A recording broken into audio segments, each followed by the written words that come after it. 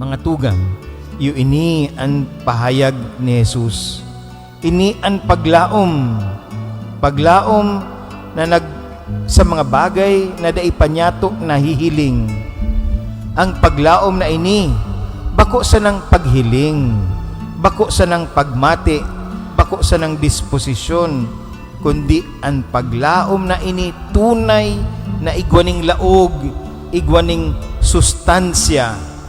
Ang paglaom na ini pruweba, ebidensya na ang Diyos namumuot sa to, asin ang Diyos dai kita pinapabayaan. Kaya ini ang sinasabi ni Jesus, tunay na may balos, tunay na dakula ang kaugmahan sa langit.